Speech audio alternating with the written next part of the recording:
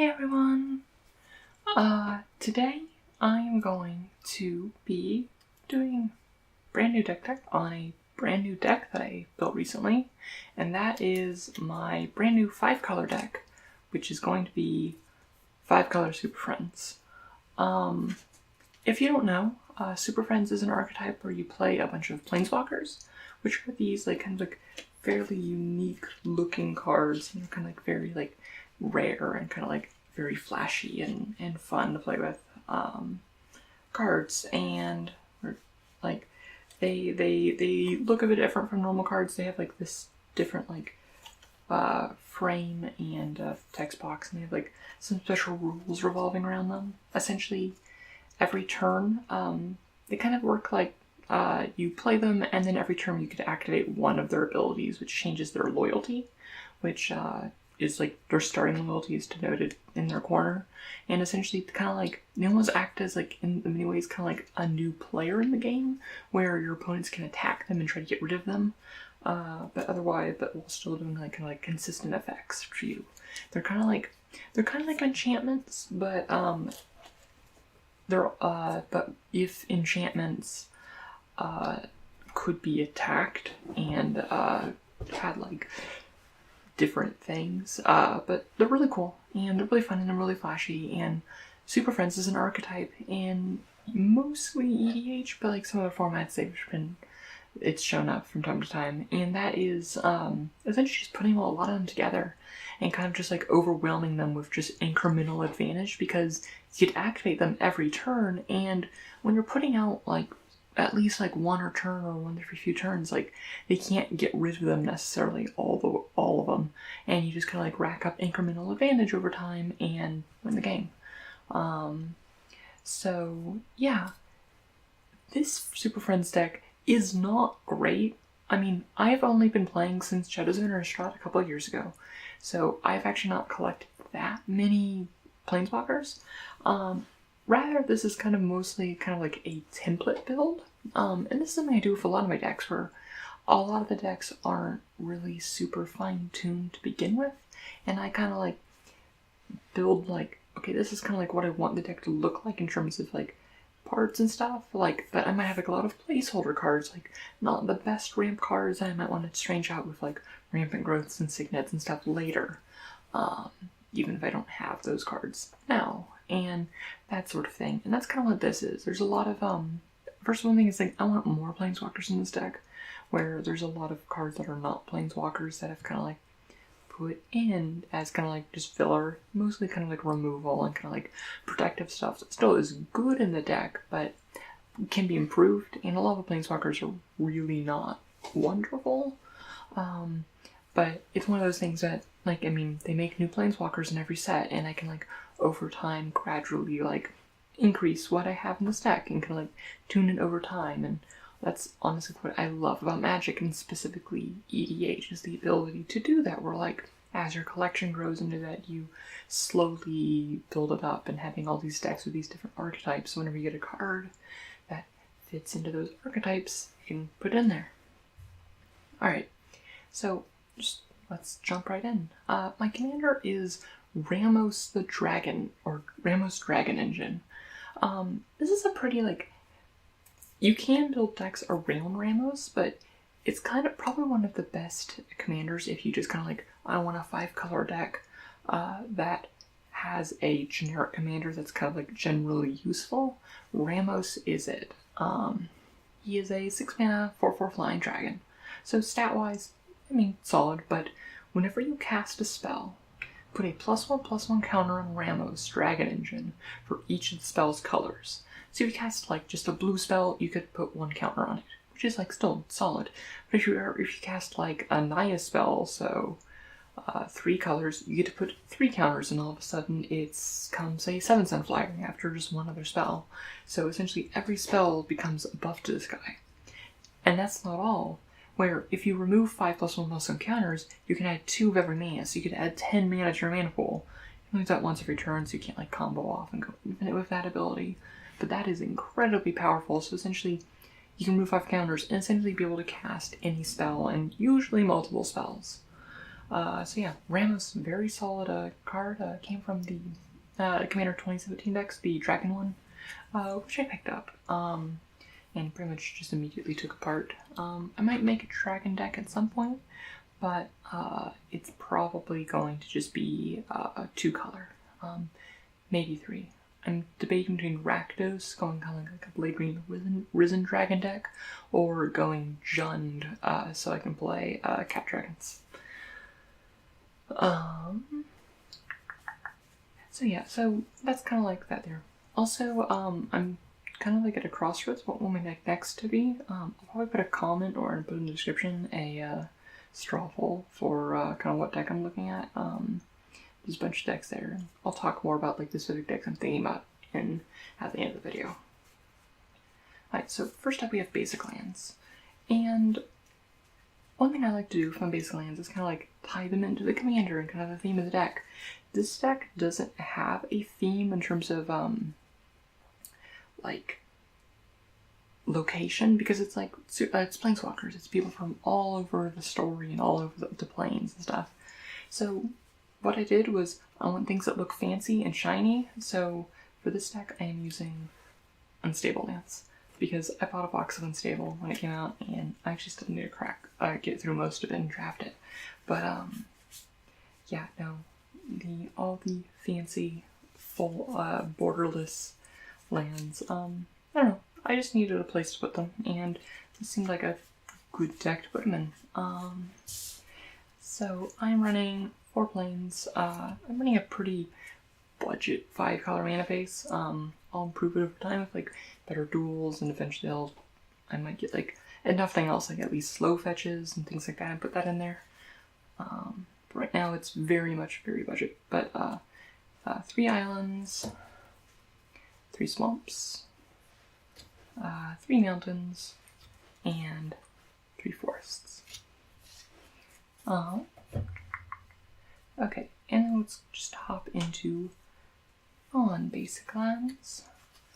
So first up is I have a bunch of the tri-lands, just because honestly that's a good basis for any like budget 5-color deck, is getting the tri-lands.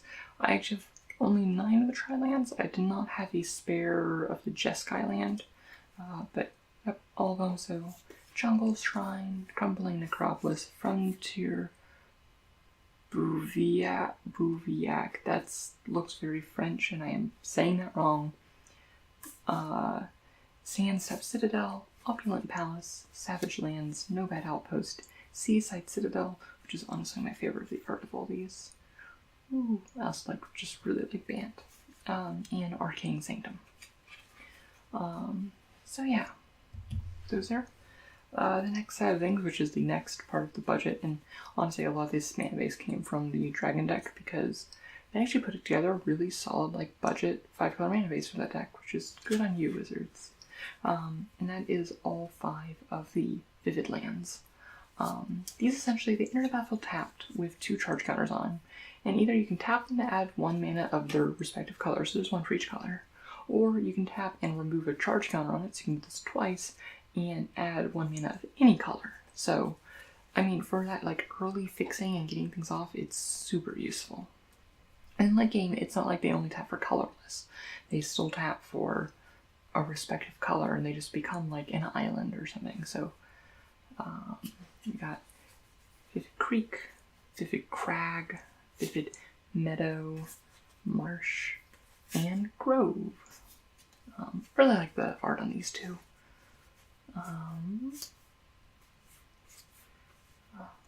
The Vivid Creek really reminds me of the recent Rebecca Gay island, which has like the waterfalls going down. And I love the Rebecca Gay lands. I need to get more of them. I want to have like a deck with them. And then the next section is just like random spare dual lands. I have a realm that like are the better dual lands. So first up is just some Czech lands. I have a foiled Drowned Catacombs. I think I pulled up the Rivals of Ixalan pre-release. But just these lands kind of like check if you have one of the 2 basic land types that like they tap for. So this one like checks if you have an island or a swamp, and enter battlefield untap if you do.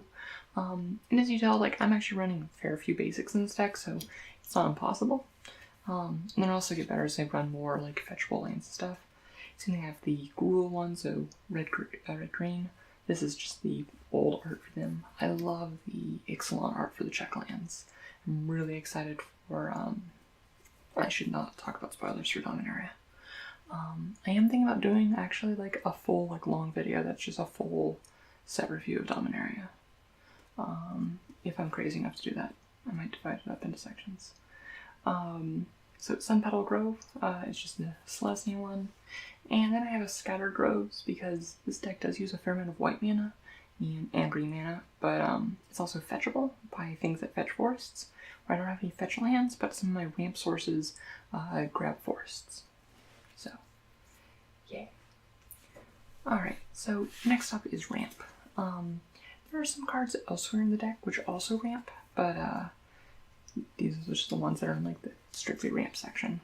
So first up is Natural Connection. It's probably one of the, it's passable green ramp. It's just 2 and a green instant, search for a basic land card and put on battlefield tapped.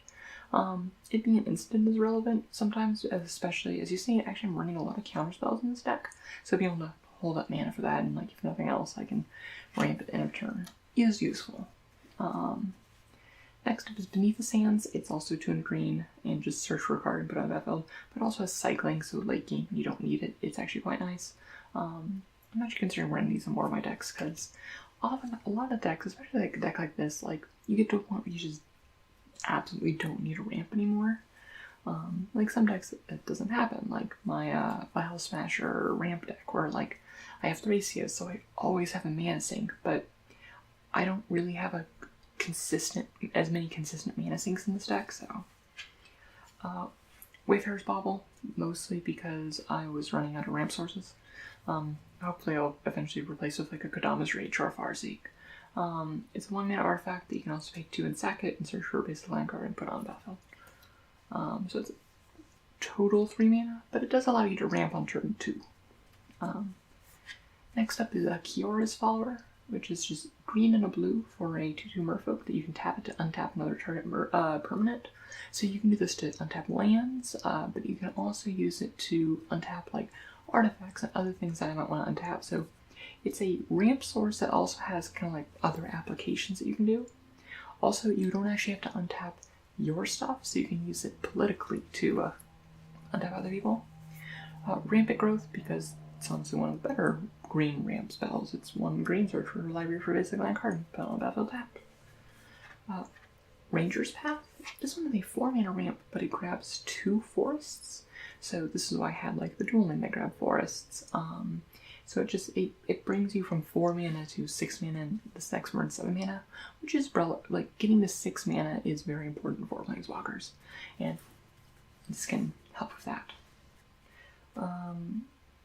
I missed some lands that were in my lap. I'll grab that after this last ramp source. That is a Cryptal Fragment.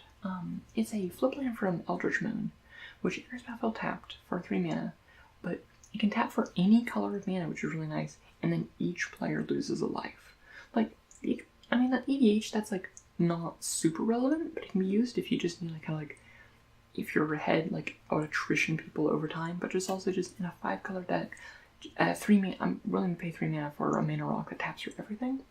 But then at the end of my archive step, if you have each player has 10 or less life, which isn't super common in EDH, that turns into Aurora of Emrakul, which is a 1/4 flying death touch that whenever it attacks, it drains all opponents for 3.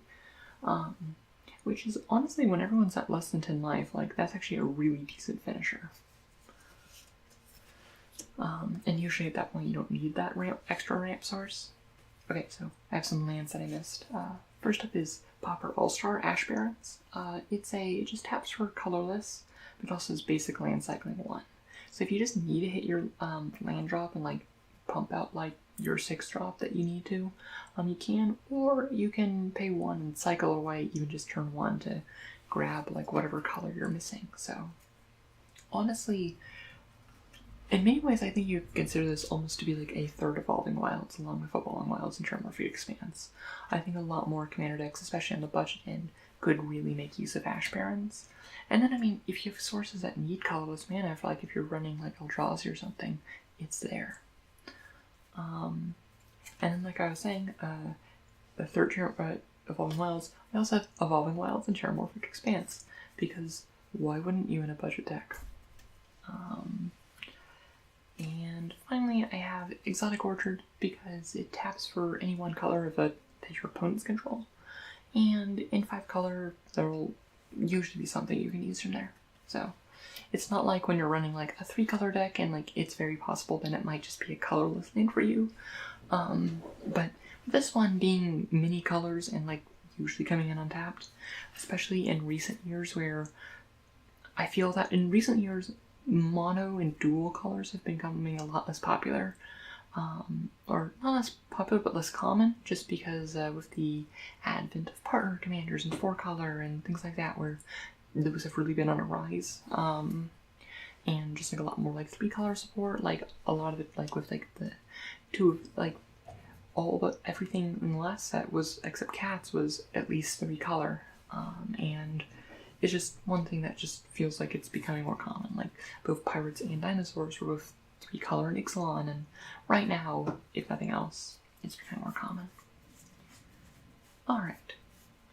Next up, we have my walkers. This is a section I do want to expand a bit more, by just playing more and getting more in here. But, yeah, so many fancy planeswalkers. Yeah, I'll note the ones I definitely want to remove, but yeah. The first one is Sorin Grim Nemesis. This was actually the first planeswalker I ever opened. Back in an old Shadows of Earth Innistrad draft. It's 6 mana, 4 black, white, but it's, for the most part on these planeswalkers, usually have something called, they have a plus ability usually, which increases its loyalty to help get your other abilities. Then it has a minus ability, which is kind of a bit more powerful, that you can't activate every turn, but is useful to have. And then usually there's an ultimate, which you often usually don't necessarily, you can't really judge a planeswalker based off its ultimate, because usually they're very powerful. And usually you will never get to it unless you have a doubling season out. And I am not made of money and cannot afford a doubling season.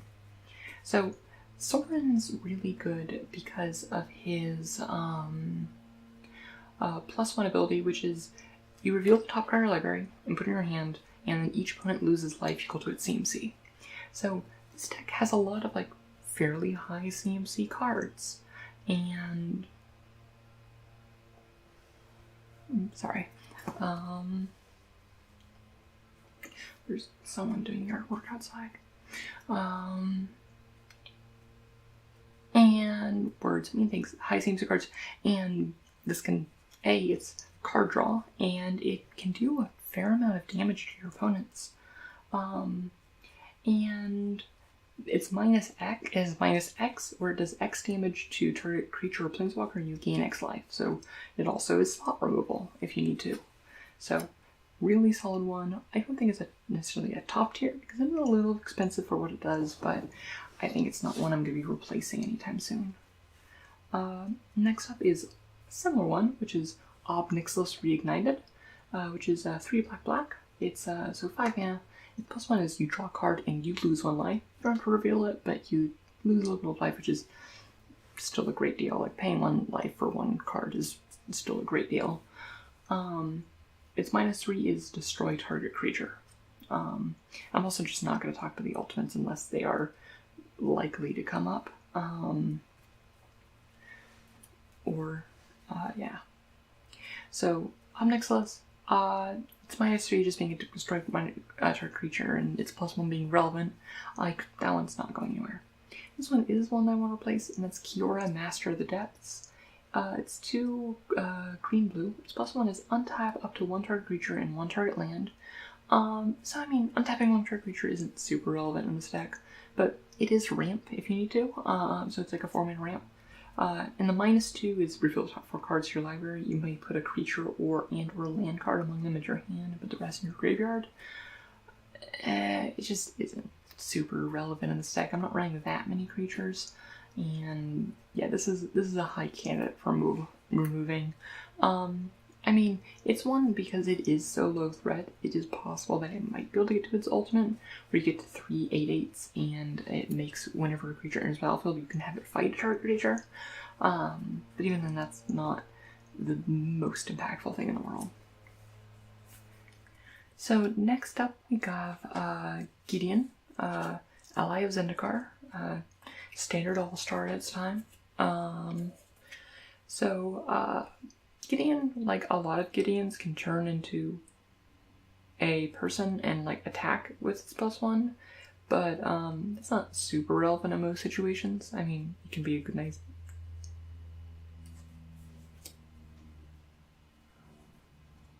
Plain. It can be a nice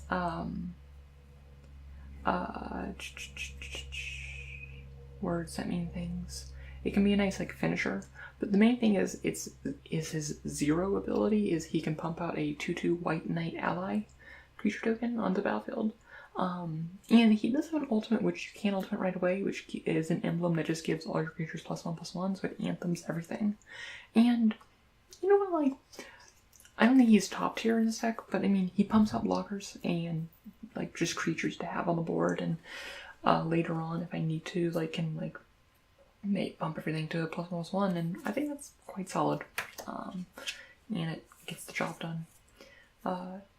Next up is Nissa, who is X green blue. So she actually scales somewhat nicely with that. But her main ability is, her +2 is just Scry 2, which is honestly not terrible. Also, her being a 3-drop is relevant, because just having low-drop planeswalkers as you're getting that incremental value early is useful. And early on, being able to Scry 2 to like find my other colors and get that is very useful. Her 0 is you can look at the top card, and if it's a land or a creature, you can put it on the battlefield. But that's less useful because I'm just not creature based. Yeah, no, she's a real solid person. But the -6 is untap 2 target lands you control they become 5/5 elementals with flying and haste until end turn their still lands, which is kind of like if I can get 8 mana and if I need to like have 2 quick 5/5 flyers, I can pay 8 mana, ultimate her immediately, and just like kill someone if I need to. Like those situations are less common, but it's there if I need to. And late game, she is very hard to kill because she can come in with so much loyalty. Next on the Nissa train is Nissa, Voice of Zendikar. This one's like I love planeswalkers that make tokens, but she's 1 green for 3 loyalty planeswalker. The +1 is just makes an 0/1 plant, which is honestly quite useful. The -2 is put a +1/+1 counter on each creature you control, which is, I mean, if I have enough token generators out and like I'm able to make a wall, like that can be very relevant and add a lot of power to the board. And the -7 is you gain X life and draw X card where X is the number of lands you control, which is good but unlikely to happen. But yeah, no, just 3 mana being able to just pump out even just chump blockers is quite nice. Next is a very good card that will not be removed, and that is Ajani Unyielding. 6 mana, so 4 green-white for loyalty. His +2 is a reveal the top 3 cards of your library. Put all non-land permanent cards revealed this way into your hand, and the rest on the bottom of your library. But it's permanents, or non-land permanents. So it hits planeswalkers, which is the important thing. A lot of these effects on planeswalkers only hit like creatures or things like that. But this one hitting planeswalkers helps you draw into more planeswalkers to play them out. And its -2 is a Swords Plowshare, so it exiles target creature and you gain life equal to its power. Just being able to exile creatures on command is super useful. And yeah, no, it's super nice. And if you can, like, ultimate it, put +5/+1 counters on each creature you control and 5 loyalty counters on each other planeswalker you control. It's also quite nice, and it is a +2, so it actually is only like a few turns away from getting that, but it's still not likely. Okay, next up is another solid one, and that is Vraska the Unseen. 5 mana, so 3 black-green for a 5 loyalty. So +1 is until your next turn, whenever a creature deals combat damage to Vraska the Unseen, destroy that creature. So it kind of like deters people from attacking her. -3 is destroy target non-land permanent. Just the blanket statement of just destroy anything is so useful, and it can answer so many different threats. And her classic ultimate, which is create 3 1/1 assassins on the battlefield, which whenever this creature deals combat damage to a player, that player loses the game, which is not what this deck is going to try to do, but it is interesting. Time for more Nissas, because you can never have too many Nissas, and that is Nissa Vital Force. Nissa Vital Force is 5 mana, 3 green for a 5 mana loyalty. Her +1 is essentially kind of like for a turn a land into a 5/5, which is not super relevant. But -3 is you can return a permanent card from your graveyard to your hand, so it can recur planeswalkers and things like that, which is super nice. And her -6, which is not only 2 turns away from her coming down, is whenever a land enters battlefield under control, you draw a card, so it turns all of your land drops into card draw, which is that ultimate is actually not unreasonable to get to, so that is relevant. Next up is Jace, Unraveler of Secrets. 3 blue for 5 mana loyalty planeswalker. +1 is scry 1, then draw a card. I mean, I won't say no to scry 1, then draw a card. That's a really solid effect. -2, return target creature to its owner's hand. I mean, not super relevant in EDH, but like it's great for tempo plays. Like if someone like buffs it with a bunch of tokens or auras, or it is a token itself, and that's just very nice. Like the combination of those two effects, where like the failsafe of like, oh, you don't have anything to bounce. Oh no, you only get to scry 1 and draw a card every turn. How dare you? Yep. Next up is Deseret the Schemer. This is one that is probably to go, but it has its relevance, where it's 4 mana, so 2 blue black for a 5 loyalty planeswalker, so it is actually quite hard to kill.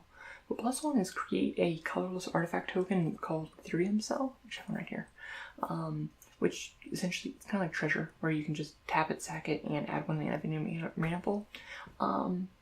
And his -2 is target creatures plus X minus X, where X is the number of artifacts you control. So the thing is obviously, oh, I make a bunch of Ethereum cells and then I kill all their stuff. But, I mean, he's fixing, which is nice, and later on, like, solid, like, he's fixing ramp, and later on, like, solid, not solid, but, like, decent removal. And I have a few other, like, artifacts and random things that he can kill things. But he is going good soon. Next one is a card which is bad in this deck, but is not going anywhere, because she's hot, and that's Arlencord. I love Arlencord so much. She is beautiful, and she isn't a werewolf, and she does nothing wrong. Also, I'm going to be cosplaying her at GPCL, so if you're going to be there, check it out. I'll be there. I need to finish that. It's like a few weeks away. But yeah, so Arlencord is 4 mana planeswalker, 3 loyalty. Her +1 on her front side is it gives creature +2/+2 vigilance and haste, which is not super relevant. You can also 0 to make a 2/2 green wolf. You turn on the battlefield, transform Arlencord. If it didn't transform her and it was just like, oh, you can just make a wolf every turn, I would be so down. Like, that would be honestly real nice. But then she turns into Arlen, Embraced by the Moon, which then gives her +1 is gives all your creatures +1/+1 and gains trample, which isn't super useful, honestly, in this deck. You can do -1 to, and then her -1, which is she can bolt something, and you transform her back to her human side, so it deals 3 damage to creature or player. But yeah, no, it's just like, I don't know, she isn't great, but she isn't the worst. but she's hot, and therefore she's staying. Next up is probably this most expensive planeswalker I own, and that is a foil Saheeli Rai. Not as expensive as it used to be when back at the height of Saheeli Cat combo, but yeah.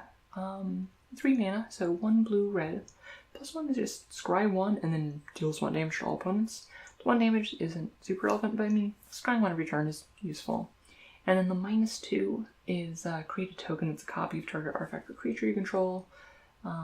Essentially, you can create a copy of something you have and like use it to do stuff. The main things that these in here, because like the scry 1 deal 1 is like okay. I do have Felidar Guardian in this deck, which does go infinite. It is a 2-card infinite combo, because who doesn't love Saheeli Cat combo? And I mean, I can have it in there, and I'm going to put it in there. So this deck can do Saheeli Cat combo. It's not built around making it happen, but it's there. Next up is Dovin Bond. Dovin Bond is 2 blue, white, and +1 is kind of like, it gives -3, -0, and its activated abilities can be activated to target creature. And I don't know, this is kind of useful for kind of like shutting down a threat, which is nice, kind of like making sure it can be useful either in attacking or also just like kind of like if it has like a problematic ability or something that you're using. The -1 is to gain 2 life and draw a card. Solid. But yeah, no, it's just, I don't know, he's not terrible, but he is one I'd be looking to replace. The last one I have is both very good and very hot, and that is Elspeth Sun's Champion. 4 white, probably one of the best planeswalkers in this deck for EDH. +1 is make a 3/1/1 white soldier tokens. I'm sold. But then the -3 is destroy all creatures with power 4 or greater, which is like, she is a 4 white, she pumps out tokens like a boss, and she's so hot. But yeah. Okay, this isn't the most like hot picture of her ever, but I mean, you can only see part of her, but I mean, I mean, a girl in armor is nice, even if it has terrible boot plates, but you know what? You can't have everything. Okay, so the next section of things is things that directly interact with planeswalkers. Okay, this first one you might be like, Lily, you don't have a Nicol Bolas in your deck. I know, but like I said, this is kind of like a placeholder, and I mean, Nicol Bolas Planeswalker will be going into this deck when it gets to him, and that is when it gets to it. But that is Dark Intimations. So 2 black, blue, red. This is kind of like the callback to Cruel Ultimatum. But this one's nice because it says each opponent instead of Cruel Environment being target player, which is each opponent sacrifices a creature or planeswalker, then discards a card, and then you can return a creature or planeswalker for your hand and draw a card. And then you can exile it from graveyard when you cast a Bolas Planeswalker, and like your Bolas Planeswalker ends with extra loyalty, but it's like not as relevant. But I mean, it'll be useful like when I have one, but it won't always come together. But even then, it's solid like recursion as well as kind of like an edict effect on it, and it's flavorful for that. So the next card might be kind of weird in terms of like why it's in here, but that is Animation Module. It's a 1-mana artifact, which the first part is talking about like +1/+1 counters being placed on things, which isn't what we care about. But for as a late game mana sink, you can pay, or even mid game mana sink, you can pay 3 and tap it, and essentially give a permanent another counter. And that includes loyalty counters on planeswalkers.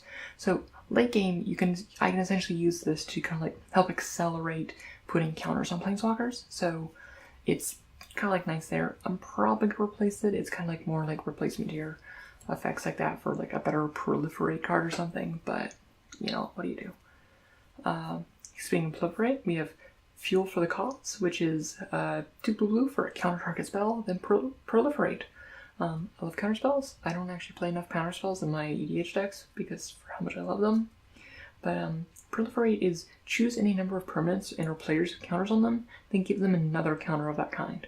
So essentially, you can counter spell and then put a loyalty counter on all of my planeswalkers. This deck is running a lot of spot removal and counterspells, just because I want to be very defensive and reactive in a lot of ways, while I kind of like grind out that incremental value. The next one is one I'm actually playing with from Rivals of Ixalan. That's Release to the Wind. It's 2 and a blue for instant, which is exile target non-land permanent. For as long as that card remains exiled, its owner may cast without paying its mana cost. So either I can use it to like flicker a planeswalker, where I can be like, okay, like yeah, now I can activate its ability again or reset it after like do that.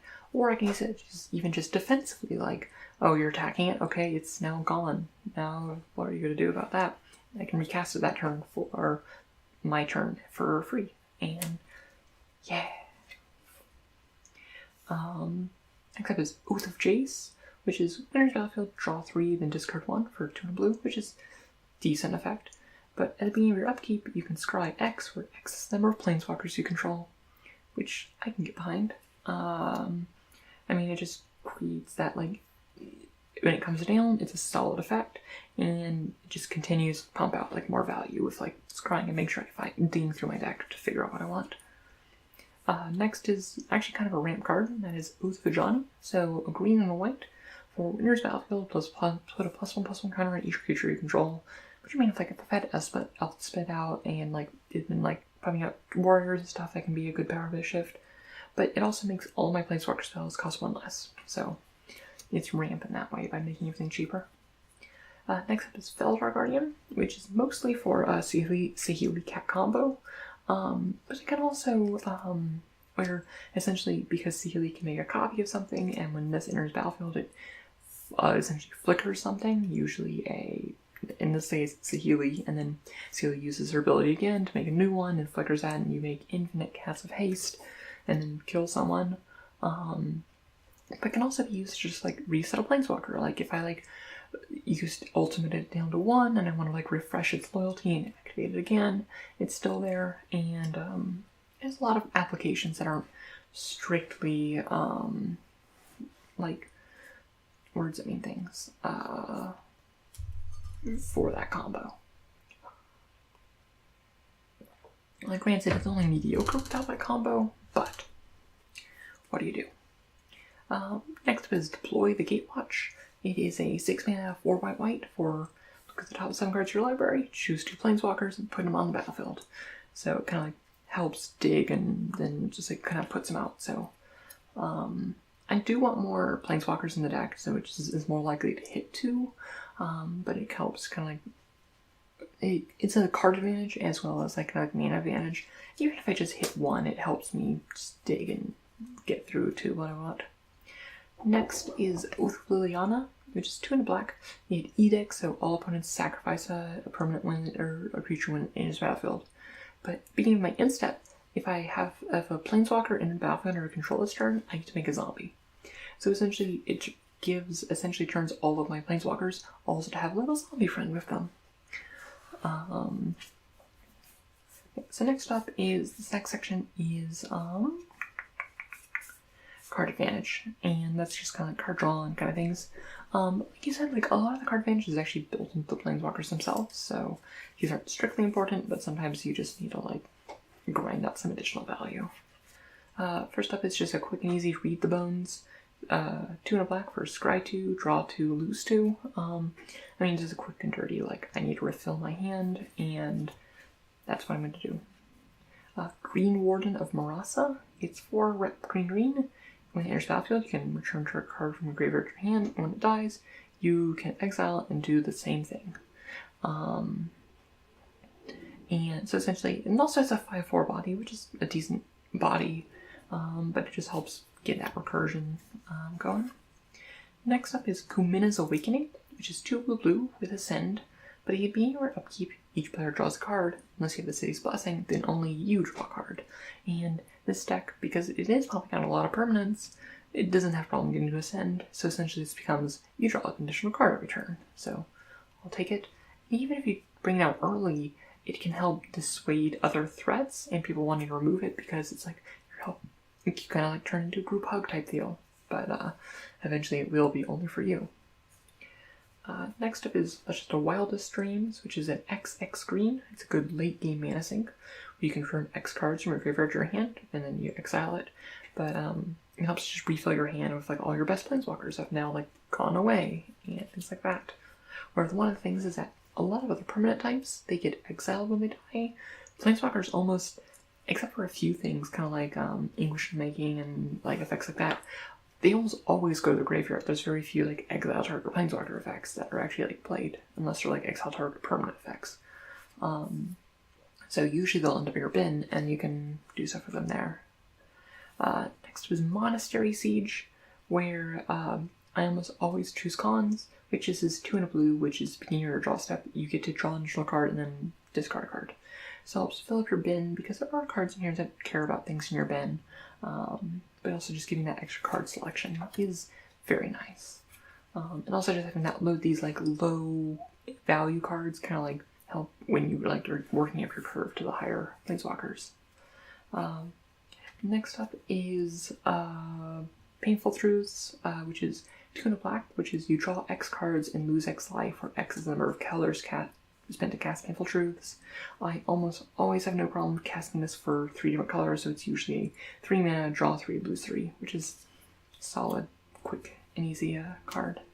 I actually had someone who had Athalia out, and so everything was costing more, and I was able to be like, it was like ended up being like a draw 5, lose 5 for, which was like, yeah, thank you for making me pay more money on this, or mana on this.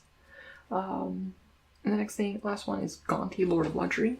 So I don't have that as many planeswalkers as I like, but other people's decks might. Isn't the best card. This is definitely a replacement level, but I like playing with Gaunty. It's fun. And essentially, it's a 2/3 Death Touch for 4. Which, I mean, I love Death Touchers in EDH, but essentially, to look at the top 4 cards of your library, like exile 1, you can cast it later on. So that's nice to have. The next section is the removal and wipes, and kind of like counter spells, like the reactions, and like here, let's get rid of things section. So first up we have Forsake the Worthy, which is 2 and white, exile target artifact or enchantment, but also cycling for 2. So, I mean, honestly, I should run that in almost all my white decks. I feel it's a card that it's an exile effect for like a naturalize, as well as it has cycling for when you don't need it. So both of those I think warrant the extra cost. This one and mostly one is actually I'm trying out, and that's Blazing Hope, which is exile target creature with power greater or equal than to your life total, which might be like in each that has like there's a lot of people that like a lot of creatures that end up with like, a lot of life total. But against like Voltron strategies, it's nice, it's solid, as well as kind of like I have a few players in my play group which like really have like Uzuri decks where they're like pumping out these guys with tons and tons of counters, and this I'm testing it out and seeing how it goes. Mostly because I don't have enough Path of Exiles or Swords Polishers. I need more. Next up is just good classic counterspell. I love counterspells. They're so great. Doomblade. I mean, it's just a lot of this. Honestly, when I just need to fill the deck, like I just put in more spot removal, because spot removal is honestly really undervalued, I think, in a lot of EDH, where yes, it's less good, but both the political implications of spot removal, as well as kind of like in this deck where I just want the board clear most of the time and want to get rid of threats, it's just very useful and highly undervalued. But yeah, no. So Doomblade hits most things that are like a lot of things that are relevant. Next up is a Censor it's a 1 in a blue 4 spike. But it has cycling for blue, so when late game, when it becomes something relevant, you can just cycle it away. But it helps punish people who are being greedy, which is nice. Next up is Release the Gremlins, which is honestly mostly because I just love this card. Like, I think By Force is better if you want this kind of effect, or you like Vandal Blast and things like that. But it's X red, destroy X target artifacts, create X 2/2 red gremlin creature tokens. So you get to destroy and stuff, and you get a bunch of little 2/2s. They're gremlins. It's so adorable. Next up is Acidic Slime, because, like I said, I like Death Touchers. And when there's a battlefield, it destroys target artifact, enchantment, or land. I think land destruction is becoming a lot more relevant, especially with the Ixalan block, where you have like all the flip lands, which have like a lot of like very dangerous effects, and it's just useful to have the ability to take them out. Next up is Clan Defiance. It's another kind of like replacement level card where it's X green, X red green, where it deals choose one or more, so you get to do usually at least 2 of them, sometimes 3. It does X damage to target creature with flying, X damage to target without flying, and X damage to target player. So it's just kind of like, it is a nice, like, just kind of like 2-for-1 removal and also do some damage to the face. Because this deck does have some flyers, like, like go through and kill 9 planeswalkers and whatnot. Next up is just a wipe, and one of the better wipes, I think, is Descend upon Sinful. 4 white, exile all creatures. And if I have Delirium, which is honestly not too hard to get in this deck, because I do have like Planeswalkers in the bin, which is like an extra thing. I also get a 4/4 Angel, which isn't super relevant, but it is useful to have. But the fact that this gets around indestructible creatures and it just disables like any graveyard recursion is just very nice. Next up is one I feel bad about putting in here, but it's just so good, and that's Beast Within, the classic color buy break. But 2 and a green for destroy target permanent. Its controller creates a 3/3 beast. So, I mean, it's a green, it can destroy creatures directly. That's terrible, but you know what? It's a good card that can also hit lands. Another land description is Decimate, which is destroy target artifact, creature, enchantment, and target land. So you have to have targets for all of them, but it can help really kind of like clean up board states. Yeah, Decimate. Next up is Summary Dismissal. I love this card. It's 2 blue for exile all other spells and counter all abilities. So it's the combination of Stifle, kind of like a blanket counter spell. It gets around effects that say cannot be countered. It doesn't get around Split Second, but like things like Carnage Tyrant and like Dramoka, it can still counterspell because you're not countering it, you're exiling it from the stack. Next up is Crux of Fate, because it's I don't play against that many dragon decks, but it's a board wipe that usually hits everything. It's like, oh no, you might be left with a few dragons, but oh well. The next one that like is less great removal, but I think is a lot of fun. It also reminds me of Crusader Kings 2 plots. That's Deadly Designs for Conspiracy, which is 1 and a black for an enchantment. You can pay 2 and put a plot counter on Deadly Designs, and any player may activate this ability. And when there are 5 more plot counters, sacrifice it, and you can destroy up to 2 target creatures. So you have to like work with like other people to like take out threats on the board. I think it's just super flavorful politically, and I just love this card.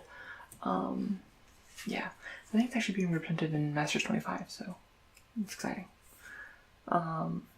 Next up is Marchesa's Decree. I've said this and I'll keep saying it, and I love the Monarch mechanic, and I want to put Monarch cards in every deck I make. This one essentially it's 3 in black for enchantment, which is when you in battlefield, you become the Monarch. Also, I'm pretty sure that if they attack your planeswalkers and they hit that does not steal the monarchy. So like they have to forego attacking my planeswalkers if they want to grab the monarchy. But also whenever a creature attacks your planeswalker you control, they lose 1 life. So it discourages them from attacking me, it discourages them from attacking my planeswalkers, and just also makes me the Monarch, which is solid. And I really like it. Next up is Planner Bridge, which is a 16 artifact, which is kind of expensive. And then you can pay 8 and tap it to search your library for a permanent, put it on the battlefield, then shuffle your library. You would be like, this deck isn't good enough to like ramp to that point, but you know what can do it? Ramos mana. So like I get up to 5 counters on here, I then just spend 8 of that other 10 mana to activate Planner Bridge, and just get to drop any planeswalker or whatever I need. And honestly, like getting countering Ramos isn't actually that difficult. So next up, well, actually, that is one thing for the animation module that I didn't think about with Ramos, where its first part I didn't talk about, but you can pay 1 and whenever you put a +1/+1 counter on something, you can pay 1 and make a servo. So I guess every spell I can, if I want to pay extra 1 if Rambo's on the board, I get to make a servo as well, which is cool. Next up is just a good value card. It's Coiling Oracle. Winner's Battlefield, reveal top card of the library. If it's a land, you get to put it on the battlefield so it ramps. Otherwise, you just put it in your hand. So it's like a nice, like, just, it cycles, it cantrips itself, which is nice. Next up is just a classic Wall of Frost to help discourage people from attacking my stuff. When it blocks it, it's a 3-mana 0/7. Whenever it blocks a creature, that creature does not untap during its next untap step. So just nice discouragement to help it stop attacking me. Like, I would use things like Propaganda and Ghostly Suspicion, but those don't actually affect planeswalkers you control. It only happens if they are attacking you, not your planeswalkers. So, fortunately, cannot use them. Next up is Palace Sentinels, 4-mana 2/4 that makes you the Monarch. Just solid card. Next up is a Naya Charm. A few reasons. 1, it's a 3-color, 3-mana spell for Ramos. 2, it is kind of like, it has useful things where it's like the 3 damage charge creature is like solid if you just remove like some problematic small thing. But you can also return to a creature card from a graveyard to its owner's hand. Its final ability of tapping all creatures target player controls is like very fringe usefulness, but I mean it is there. But yeah, no, it's just like a nice solid one. I want to get some better charms in this deck with Ramos, but it's not super useful. Next up is just a Wall of Omens. It's a good 2-drop. It is an 0/4 defender that draws you a card when it enters the battlefield, so it's just a good early play to discourage aggression.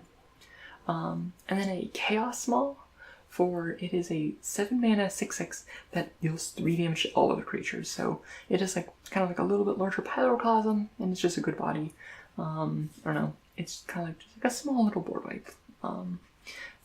And also just a good blocker.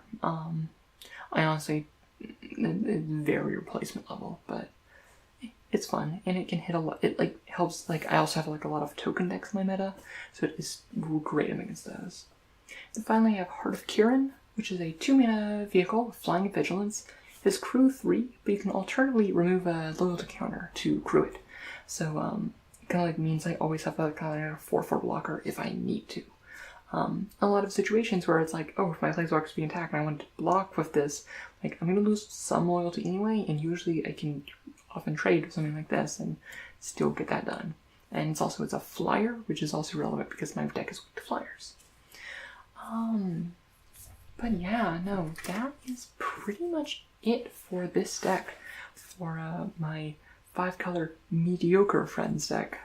It'll slow over time, get less mediocre, but I don't know, like, even with like only mediocre planeswalkers, like, it still can just grind out a lot of value over time, where like a lot of the effects by themselves aren't super flashy, but like the fact that they just keep coming out and keep churning out and like getting that value over time is really nice. And even just things like being able to like just dig for a Saheeli Cat combo and things like that is quite relevant. It does have like a lot of tokens, and this is even all the tokens, because like a lot of the planeswalkers like have unique tokens that we make and like emblems and stuff. I'm actually thinking about going through and making a project to do all like special tokens and emblems and stuff, so like customizing like a set of tokens for that, but that's a lot more effort than I have time for right now. But yeah, so I hope you enjoyed the video, and if you have any suggestions for your decks, I'm gonna have the link to the straw poll in the description, or maybe a comment. I don't know, I'm wild, I'm crazy, who knows what I'll do next. But yeah, no, that'll be there. And I will talk to you all later. Alright.